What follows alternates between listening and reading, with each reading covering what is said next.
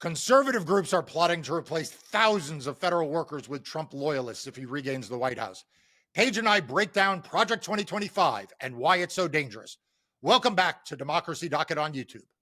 Mark, we have all seen online and news articles on TV about this so-called Project 2025. What exactly is it? So, Project 2025 is a right-wing effort to make sure that if Donald Trump wins the White House, he has a federal government staffed with his sycophants from top to bottom. This is a plot against professionalism in the civil service. It is a plot against fair policies. It is a plot to put cronyism and Donald Trump's stamp on every aspect of the federal government and its policies, from reproductive rights to voting rights to business regulation, environmental policy, everything. Mark, this is a massive effort to replace federal employees, but who exactly is organizing and funding this? Right, so that's the $1 million, or Paige, shall we say, $1 billion question, right? We know that the Heritage Foundation is leading the project. It is a well-established conservative think tank in Washington, D.C. that, frankly, many people thought might resist Donald Trump in the beginning because it had been around so long, but quickly fell into the fold of dark money organizations funneling their efforts to support the failed one-time president who led an insurrection. We know that Heritage leads this coalition of over 100 conservative groups, and we know that they have deep ties to Leonard Leo, who is the architect of the takeover of the federal courts, someone who cares a lot about the administrative state, cares a lot about rules and regulations and laws. But this is, to be clear, the darkest of the dark money. We don't know who is actually providing the bulk of the resources here. It could be foreign governments. It could be the oil and gas industry. It could be the folks who want to undo civil rights and protections for women. We just have to assume the worst of the worst are funding it, because when you look at the policies that Project 2025 is advancing, that's what they're doing. We'll go into the details of Project 2025, why they're doing it, how they're doing it. But in order to fully understand, a quick civics lesson is needed. So, Mark, give us an overview of the executive branch and how it functions. All right. So, just to start at the beginning here, there are three branches of government, right? There's the legislature, which is Congress. There's the judicial branch, which is the courts. And then there's the executive branch. In the executive branch, you have the president at the top, then you have a cabinet, and you have various agencies and people who work at agencies. And they are there to run the government and implement the policies and the laws that Congress passes, right? So that's literally Civics 101. But what you need to understand is that within the executive branch, you have several different kinds of agencies and several different kinds of employees.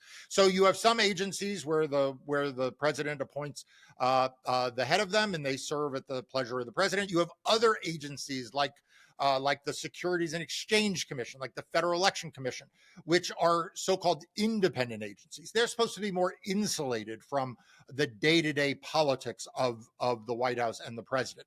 Then within agencies, you have political appointees.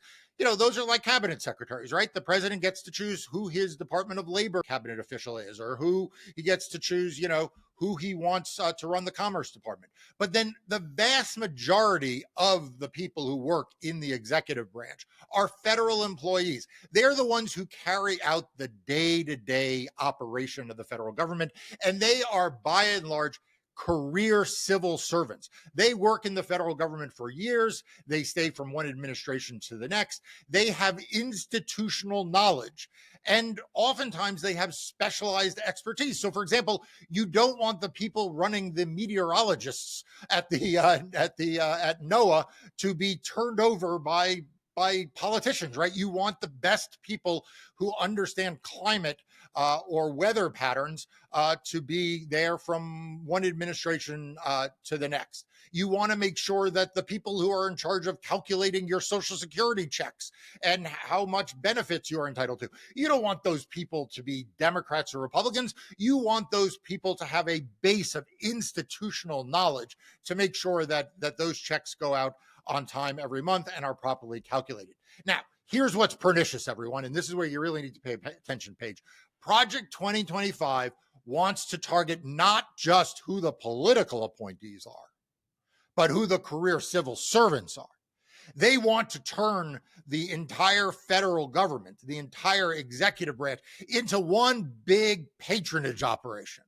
Kind of like the old Tammany Hall, right? The old boss operations. Donald Trump comes in and, you got Stephen Miller and Steve Bannon, chomping on cigars, replacing the scientists with their ilk, right? Replacing the people who are calculating your Social Security benefits with MAGA loyalists. That's what they want. And it's really dangerous for democracy. It will grind a well-running federal government to a halt. And that's why they want to do it. Mark, how exactly is Project 2025 going to do it? What are the steps of their plan? Okay, so they've broken themselves down into 4 pillars. Number 1, they have a policy agenda called the Mandate for Leadership. And their goal, as they say, is to, quote, assemble an army of aligned, vetted, trained, and prepared conservatives to work on day one to deconstruct the administrative state, close quote. What is the administrative state? That is the executive branch. They are telling us their policy agenda is to put in place these conservatives to deconstruct the federal government. Pillar number 2, personnel. They want to build a conservative resume database of people who want to staff this conservative administration. Why is that so important? Because they're not recruiting the normal people who would work in a conservative administration. They don't want Bush Republicans. They don't even want people who served in the first Trump administration. They want Steve Bannon acolytes. They want people who will ignore the law and do the bidding of Donald Trump's every whim. And so in order to do that, they need to build this database. Number 3, they have a training component. They have online trainings to train potential employees. I mean, Paige, can you imagine what that online training looks like? I mean, this is not like how to run a government well. This is how to be beholden to a dictator in the person of Donald Trump. And then finally, they have a 180-day playbook, a transition plan for each agency. Remember, they were very upset that they didn't think the Trump administration got off to an auspicious start. By the way, one way you get off to an auspicious start is not lying about your crowd size at your inauguration. But in any event, they have a 920-page roadmap for the first 120 days, and they want to hit the ground running. Mark, that all makes sense for political appointees. Those are the people you say change after every administration. They are appointed by the executive to fill these agencies. But how would this plan work for career civil servants, the people who work in the federal government for years, who stay through administrative changes? How do they plan to get rid and replace those employees? Right. So this is what makes this so dangerous. Okay. So everyone, again, you need to pay attention to this because I know it's a lot of different terminology, but it's very, very important. It's bad enough that they will put in place a anti-U.S. ally Secretary of State. It is bad enough that they will put in place someone to head the Labor Department who hates labor unions. Okay. Like those are all the policy choices that Donald Trump or any future Republican president, God forbid Donald Trump, would be able to do. But what they want to do is they want to turn the day-to-day workforce of the executive branch, the people who enjoy civil service protection. Okay. These are people who are protected from partisan politics. They are just there, like I said, to calculate Social Security checks. They want to take away those civil service protections and make them what are called at-will employees, which means they can be fired for any reason or no reason at all. They can be fired if Steve Bannon or Donald Trump doesn't think that they are towing the line of Donald Trump's every whim. And so they want to undo those civil service protections. Look, Trump tried this before. It was known as Schedule F in an executive order in late 2020. Biden repealed it during his first days in office, but that was child's play compared to what they want to do now. They want to replace everyone from top to bottom in these agencies and put in place people who are loyal not to the United States, not to executing the laws of Congress, but are loyal only to one person, Donald Trump. I guess one of the bigger questions is why are they doing this? If you're a conservative administration, if you already have the White House, if you presumably may have control of Congress, if you have a conservative Supreme Court, why go through the trouble of trying to overhaul the entire federal government and replace thousands of workers? Paige, I want to bring you back to their stated policy agenda to deconstruct the administrative state. What does that mean? They want to break government. They don't want government to function smoothly. If you have people at the Social Security office who know what they're doing, calculating your benefits, then government runs smoothly. They want it not to run smoothly. So that's number one. Number two, they are frustrated that they believe that these civil servants, these people who are there just to do the work of the American people, they're not there to lie for an administration. They're not there to break the law for an administration. They're there to do the work of the government and make sure it works for everyday Americans. They believe that those people are an obstacle to implementing the extreme and in many instances illegal and unconstitutional policies that they want to put in place. So they want to remove the civil servants as an obstacle to these policies. To be absolutely blunt, they want employees who are committed to Donald Trump. They hope they're competent, but competence is second to being beholden to Donald Trump. Mark, this sounds very dangerous to replace basically the entire federal government with acolytes and sycophants.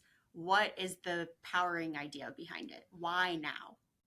You're right, Paige. This is very dangerous. And it is because it completely changes the norms, the customs, and the philosophy of the executive branch, and instead gives the president unchecked power. Now, this is not, if you think about it, all that different than what he has been arguing in court for absolute immunity from prosecution. Or when he said to one journalist that he wants to be a dictator for a day.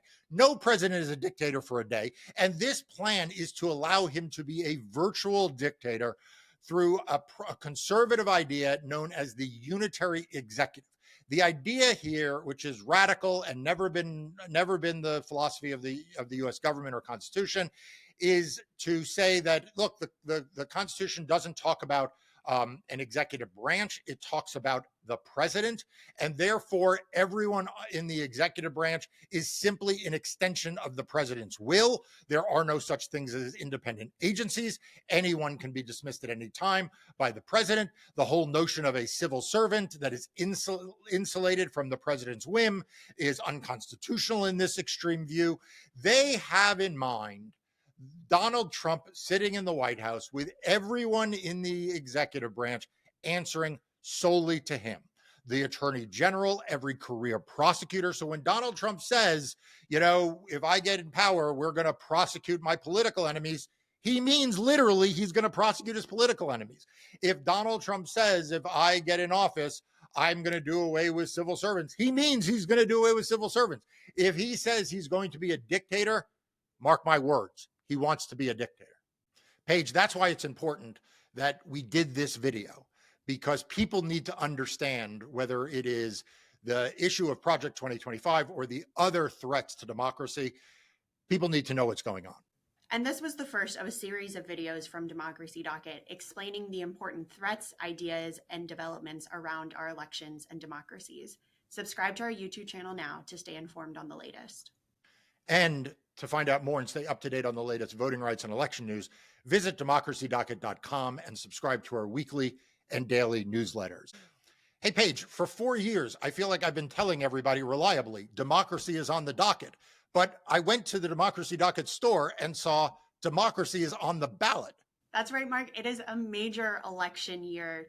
We have new merch in stock to remind everyone that who you're voting for this fall isn't just about who's going to represent you. It is about who is going to preserve and protect American democracy. So everyone, go to democracydocket.com and click on the store link. Go shop. You can get rally signs. You can get T-shirts. Whether you want to support Democracy is on the Docket or Democracy is on the Ballot, it is your one-stop shopping to show that this November, you care about democracy. Today's episode was produced by Ali Rothenberg, Gabrielle Corporal, and Paige Moskowitz. It was edited by Gabrielle Corporal and Paige Moskowitz. This video is a production of Democracy Docket, LLC.